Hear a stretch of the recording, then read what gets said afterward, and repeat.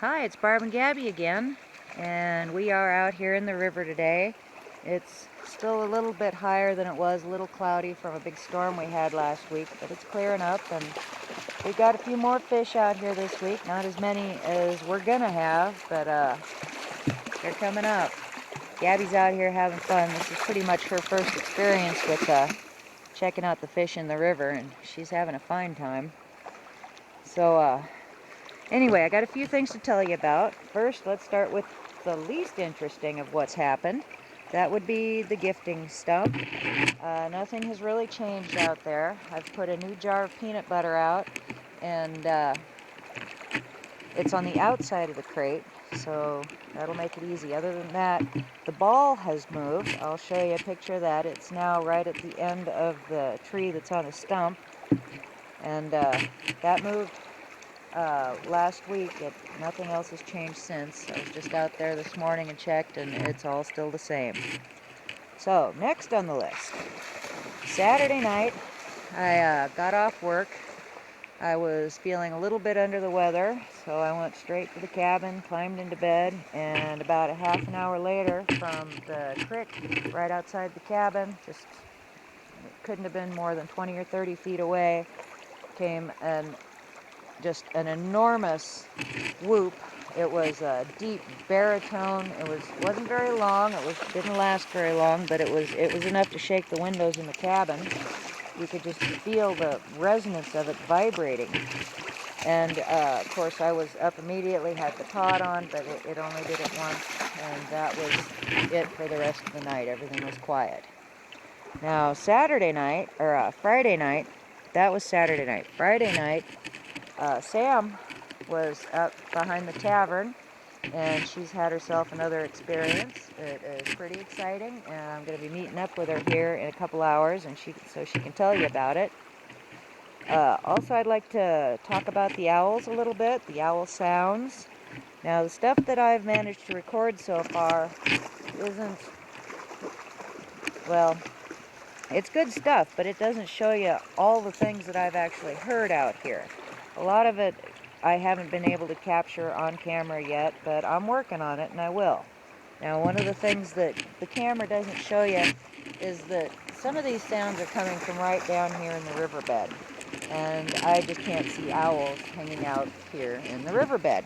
Much as Gabby and I enjoy it, I don't think the owls would. And sometimes they're up in the trees, sometimes they're not. I think what it is the younger ones are up in the trees. They're out here. It's nice weather. They're eating good with these fish. They're happy. They're frolicking.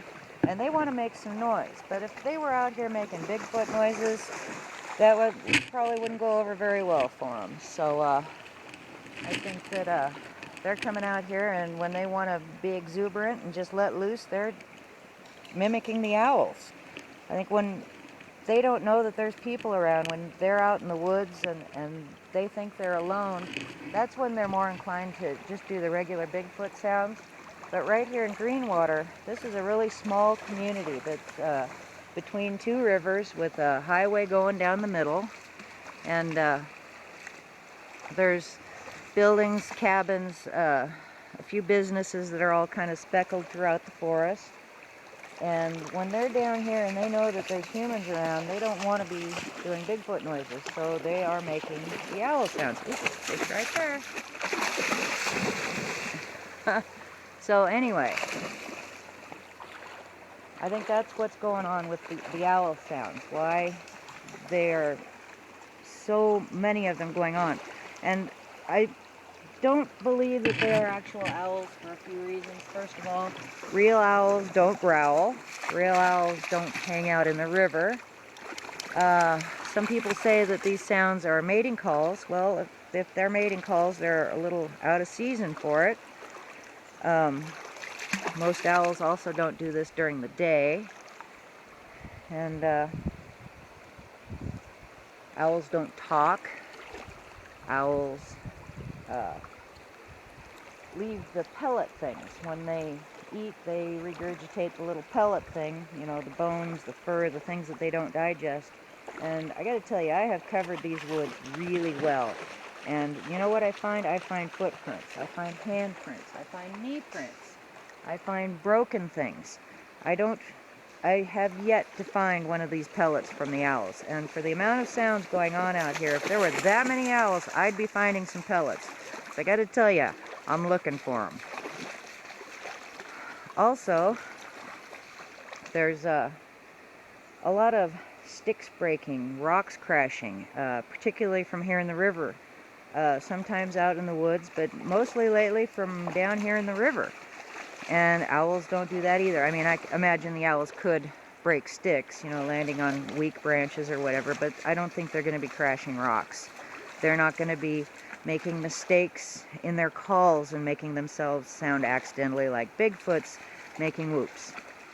And I'm still looking forward to hearing some screams. I'm expecting with fall coming on that'll be picking up any time now.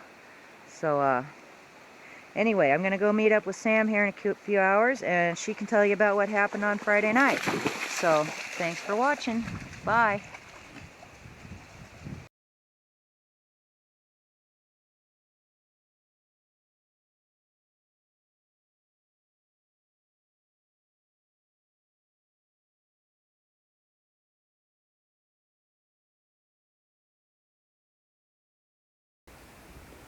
Okay, it's Barb and Gabby again, and we are back with Sam today. And she had a really exciting experience on Friday night. And we're back here behind the tavern in Greenwater, and she's going to tell us about what happened. So go ahead. Well, I was the first time I think you interviewed me. I was also talking about the same sounds that I was hearing behind here that were very loud, very would normally be associated with the barred owl, but were just a little bit deeper than usual. And so the other night, Friday night, I came across the same sound, and I heard it several times since the first interview, since the first time I talked to you. And what happened was I decided, I'm going to go ahead and actually get closer to this thing. And actually, so I had a very small flashlight, LED flashlight of sorts. And over there, which is right behind the cabins that are behind the tavern here, I walked between the two buildings and came into this clearing, or just inside this clearing a little bit.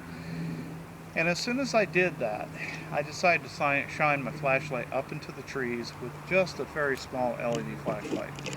And immediately the single, similarly barred owl sound immediately turned into 5 different entities or creatures making different sounds. They were kind of making barred owl sounds, but they were making all sorts of other sounds. And finally, a chatter sound. So it was almost like the chatter was almost associated with a threat. Okay. Type. They were being threatened. They were putting up an alarm. Yeah, they were putting up an alarm. And the more I shined the light up in the tree, then the chattering got worse. But not only that, it wasn't just the chattering and the different voices. It's just like I felt like I was being ganged up on. Really? All of a sudden there's one, and now there's 4 or 5 of them. And I can't keep good. I'm just estimating in my mind what I'm hearing. And then I hear the sounds closing in on me. Well, that's very threatening to me. I don't want something. So I had to hold the flashlight in the woods like this, and just as I was holding it like that, I didn't want to turn my back on it. So I walked out into the clearing. Well, that didn't stop there. I didn't see anything in the dark. I made my way, and the sound still happened. They finally died down to a single sound, but the sound moved across the trees toward my where I usually stay. I have an RV over here, and we had the 3 guys that were kind of hanging out by the tavern took an interest in it. We won't name who they are, but they had a more powerful flashlight, so we were shining up there, and it would start chattering the minute we started shining the light up in it, and it moved all the way across back. And we chased it. Didn't chase it. It just kind of came all the way back to the same location here, and we made our way through the woods in the pitch black with the flashlight in front of us. So by the time we got to this exact spot right here, it was the first clearing in the woods, and I could tell by hearing the sound was coming up from up here. And so I went ahead and said, look quick, give me your flashlight. This here's the tree And he had she's more indicating. powerful, and it says shine clear to the top of this tree, and you see the branches, very top. It's all cleared out except for the Oh one yeah, up there. it's Up there pretty is, much naked till the I top. know. Up there is where I saw a large grayish-black creature. At the minute the light hit it, it lunged from the tree over in this direction to the next tree.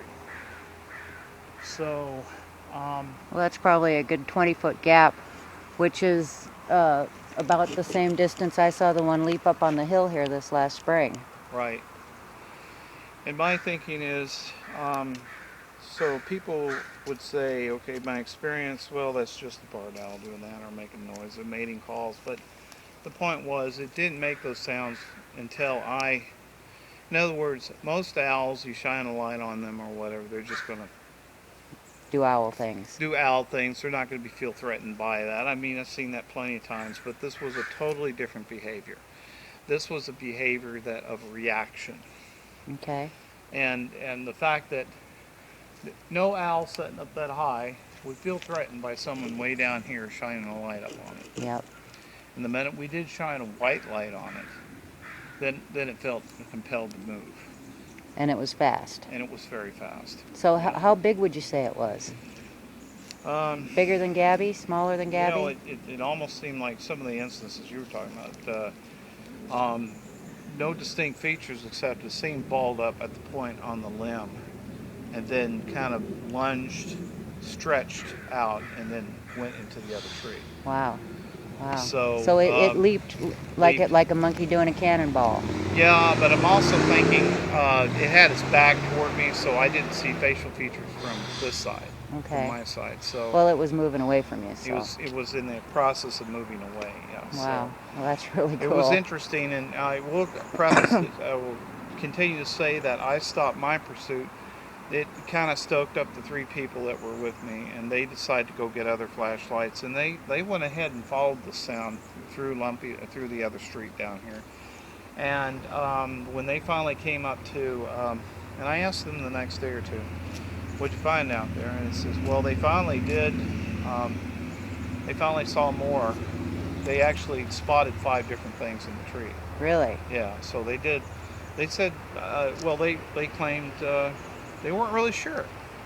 At first they said, well, we saw owls up there, and then they changed as well. We're not really sure because it was, you know, obviously the same story. The minute you spot them, they're moving pretty They're fast. gone. Yeah. They're gone. So, Wow. you know, it's interesting. It's well worth pursuing. The thing is, the evidence of the fact that it's the behavior, the differences between what owls normally do or this, it makes it very different. Oh yeah. Oh, definitely. So, and as you know, I'm in the same neck of woods here, and I constantly am having certain experiences and certain evidences that I'm starting to see, and I wasn't necessarily, I really felt that Sasquatch was somewhat of a fable or myth until I moved here, and it wasn't anybody, your videos or anybody else that convinced me. It's just the howling I mentioned before that I heard down in my, the hooping Yeah. that I heard down on my property, down below Greenwater and all that, and then the tree evidences and things like that. So, and I'm sure this is not going to be the end of it. Wow, I'll bet not. I told you were going to see one. No, it's really, you know, I'm you know, it's my newest hobby, I guess, is doing more research about this. Well, once you're hooked, you're hooked. And of course, I joined you in that the Washington Sasquatch research team. Yeah. Out on one night's run, and we did hear something. Yeah, we heard did. Something. We saw some lights, and we weren't really sure what it was, but it was certainly. You know, it really keeps your interest peaked, let me tell you. Yes, it does. Yeah. Yes, it does. Well, thanks for sharing this with us. Sure, no problem. And anything else happens, let me know. Oh, you'll be hearing it from me first off. Okay, cool. Thanks. Okay. Bye.